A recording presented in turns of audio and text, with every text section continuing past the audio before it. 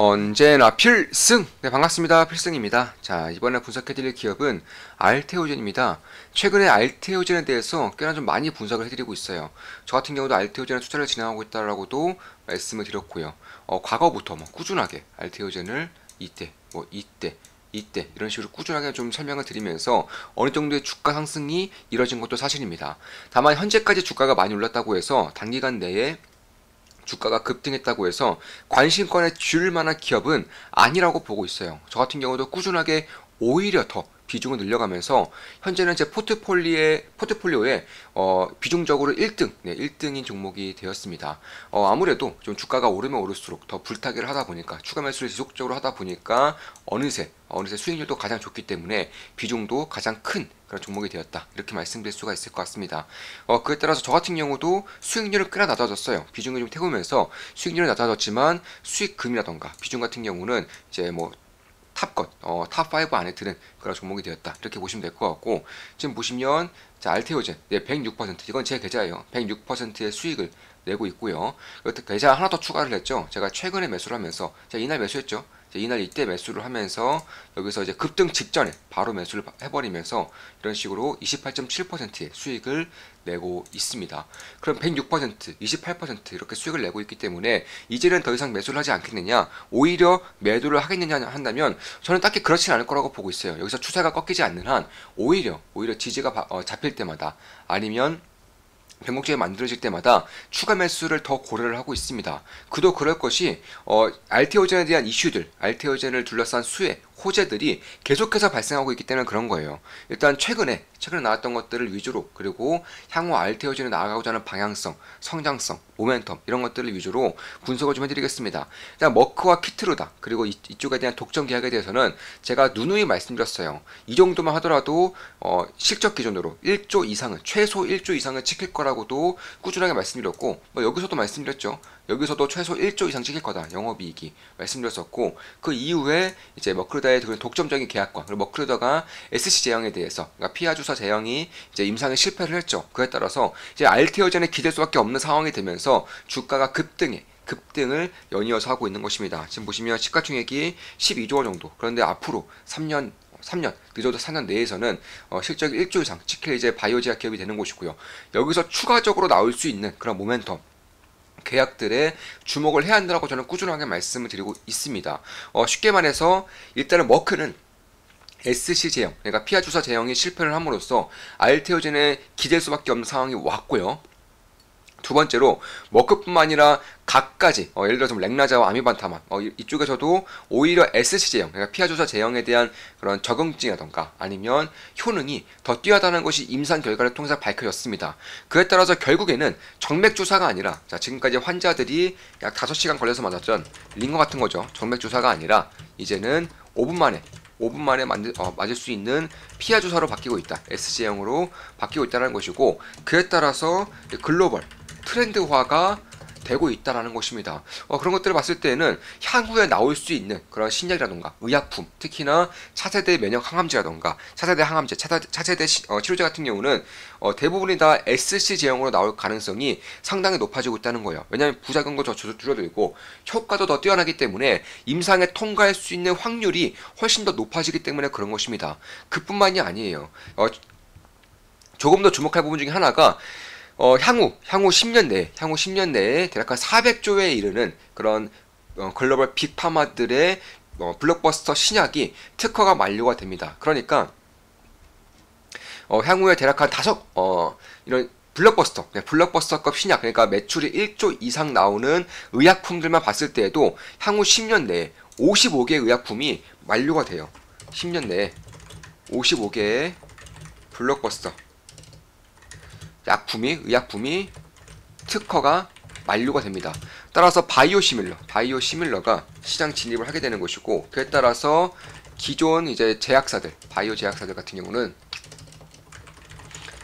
매출 타격이 불가피하다는 것입니다. 왜냐하면 자, 블록버스터 신약이라는 것은 이 제약사 입장에서도 이 치료제 쏟고 있는 그런 아니면 의존적인 그런 부분들이 상당히 크다는 것인데, 여기서 매출이 줄어들 수밖에 없는, 특허가 만료가 되면서 경쟁 약품이 시장에 들어오게 되면서, 더 싼 약품이 들어오게 되면서 매출이 줄어들 수밖에 없는 것인데, 이런 것들을 이제 특허 기간 갱신을 통한다면은 결국 SC 제형을 통해서 특허 기간 갱신이 가능해진다면은 사실 기존에 있었던 약들도 SC 제형으로 전환이 불가피하게 발생할 수밖에 없다는 거예요. 그러니까 환자 입장에서는 당연히 5시간 동안 맞아야 되는 이 정맥 주사가 5분 정도로 줄어든다는 것은 편의성 면에서 압도적이고요.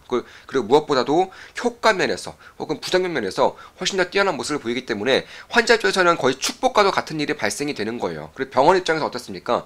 병원 입장에서도 5시간 동안 정맥 주사를 맞아야 하기 때문에 그동안에 쓰이는 그런 의료 인력들의 낭비라던가 의료 장비들의 낭비가 있을 수밖에 없다는 거예요. 이런 것들도 이제 5분 만에 맞출 수 있다 보니까 병원 측에서도 상당히 환영할 만한 일입니다. 그리고 마지막으로 제약사 입장에서는 당연히 특허 만료도 갱신할 수 있고 효과도 뛰어나고 FDA 임상 통과 가능성이 훨씬 더 커지기 때문에 그런 부분만 보더라도 결국에는 이 SC 제형의 글로벌 트렌드화가 저는 이루어질 수 있다라고 보고 있는 것입니다. 특히 이제 기존에 이제 정맥 주사에서 피하 주사로 넘어올 때 같은 적응증이라면, 그러니까 키트로다가 하나에만 쓰인 게 아니죠. 키트로다 같은 경우는 이 하나의 치료제로서만 33조 이상의 매출을 내고 있어요. 연간 매출액이 33조 원입니다.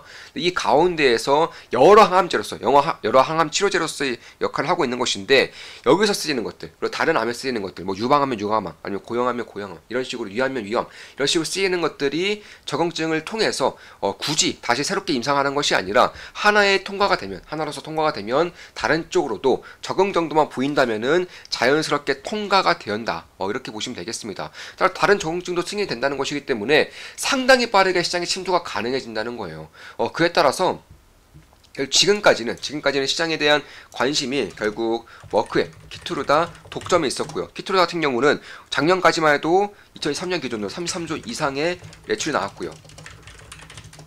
최소 40조에서 60조 정도 매출이 예상이 되고 있는 와중에 결국 여기서 로열티를 5%가량 가져간다고 했을 때 결국 점유율 부분에서도 최소 50% 이상이죠. 왜냐면 1년 내에, 보통 1년 내에 점유율이 50% 이상까지 올라옵니다. 이 SC형으로 바뀌게 되면 손해보는 쪽이 하나도 없기 때문에 1년 내에 점유율이 50%까지 올라오기 때문에 결국 70% 정도로 볼 수 있는 것인데, 극보수적으로 50%만 가정하더라도 결국에는 20주에서 로열티 5%를 곱하게 되면은 결국에는 1조 정도의 그런 로열티를 받을 수 있는 것이고, 로열티를 말 그대로 거의 100% 가까이 영업이익이 찍히는 것이기 때문에 결국 1조 정도의 영업이익 실적이 알테오젠에 가져가게 된다라고 결과가 나오면서 이 정도의 급등이 나왔었던 거고요. 지금의 급등은 이 머크르다의 그런 독점뿐만 아니라 다른 쪽으로의 확장이 가능해진다, 이렇게 좀 나오고 있는 거예요. 그래서 그런 것들을 보더라도 상당히 유의미한 결과가 이미 나오고 있다. 생존 효과가 개선되고 있고 부작용이 줄어든 것만으로도 신약과 비슷한 효과를 낼 수 있는 것인데, 그뿐만이 아니라 특허 만료까지 연장이 되고 환자 입장에서도 상당히 좀 편의성을 가지게 되고 병원 입장에서도 상당히 좀 낭비되는 비용을 아낄 수 있다는 것 자체가 매우 큰 그런 이점 중에 하나가 되고 있다. 이렇게 좀 말씀을 드릴 수 있을 것 같습니다. 그렇다면 지금까지 할로자임의 독점이었던 것들을 이제는 알테오전도 뛰어들고 있고요. 제가 근데 왜 할로자임보다 알테오전에 더 비중을 싣고 있느냐? 저는 할로자임도 투자를 진행하고 있어요. 그런데 이 아니라 알테오전의 비중이 훨씬 더 크죠. 이 훨씬 더 큰 이유는 사실 할로자임의 특허 만료가 2032년이면 끝나요. 그러니까 할로자임 같은 경우는 2032년이면 끝나기 때문에 할로자임과 독점적으로 계약을 맺은 그런 신약 같은 경우도 2032년 이후에는 특허에 대한 그런 보호를 받기가 좀 어려워진다는 것입니다. 근데 알테오젠 같은 경우는 특허 만료가 2040년이에요. 2040년. 따라서 2040년까지 특허 연장이 가능해진다는 것을 봤을 때 지금 가지고 있는 블록버스터급 신약 같은 경우는 사실 할로자임보다는 알테오젠과 그런 계약을 맺음으로써 2040년까지는 특허에 대한 그런 방어를 해낼 수 있다는 것 자체가 상당히 좀 큰 메리트가 되고 있다, 이렇게 보시면 될 것 같고, 그에 따라서 최근에도 글로벌 제약사 산도즈가 할로자임이 아니라 알테오젠과 계약을 맺은 이유도 이런 부분이 저는 있다라고 보고 있는 거예요. 그래서 그런 것들을 봤을 때 결국 신약과 같은 효과, 신약에 대한 플랫폼과 같은 효과가 알테오젠이 거의 독과점적으로 가져가고 있는 것이고, 오히려 할로자임 대비해서 효용성에 나온 것. 특히 할로자임은 실온에서 보관이 취약합니다. 항상 이제 냉동 보관이 가능해야 되는데, 이 알테오젠의 플랫폼 같은 경우는 실온 보관에서도 훨씬 더 고수율로 맞출 수가 있기 때문에 이 보관에 대한 측면에서도 상당히 좀 유리하다는 점, 그런 것들을 봤을 때 결국에는 이 알테오젠이 이쪽에 대한 시장을 가면 갈수록 빠르게 장악할 수밖에 없는 요소가 되는 것이고, 뭐 로슈라던가 아니면 존슨존슨이라던가 이런 기업들이 이제 할로자인과 독점적으로 계약을 맺었다면은 이제 알테오젠에 관심을 둘 수밖에 없는 환경이 이제는 마련되고 있다, 이렇게 좀 말씀드릴 수가 있을 것 같습니다. 그렇다서 지금 기준으로, 현재 기준으로 시가총액이 약 12조 5천억 정도 되죠. 여기서 1조 정도의 그런 실적을 잡았을 때 어느 정도 납득이 가는 그런 밸류에이션, 시가총액이라고 본다면, 여기서 더 확장될 경우 다른 이제 신약들과 그런 협업을 통해서 이쪽에 대한 로열티를 가져올 수 있는 그런 약품에 대한 플랫폼에 대한 가시성이 시장에 드러나게 된다면, 지금 정도의 시가총액 같은 경우에도 사실은 그다지 고평가가 아닐 수 있다라는 점을 좀 말씀을 드리고 싶은 겁니다. 자, 여기서 마무리 짓겠습니다. 지금까지 알테오젠에 대한 분석이었고, 저도 좀 말씀을 드렸어요. 저도 106% 그리고 약 28%의 수익을 내고 있기 때문에 절대 매수매도 추천 리딩은 아닙니다. 단기간에 올랐고, 그럼에도 불구하고 여전히 딱히 고평가라고 보지 않는 이유에 대해서 좀 자세하게 핵심만 추려서 말씀을 드렸습니다. 앞으로도 좋은 분석, 좋은 기업 분석으로 찾아뵙겠습니다. 알테오젠에 대한 분석이었고, SC 제형에 대한 분석을 같이 해드렸습니다. 필승 구독, 알림 설정, 좋아요는 여러분들께 돈이 됩니다. 필승!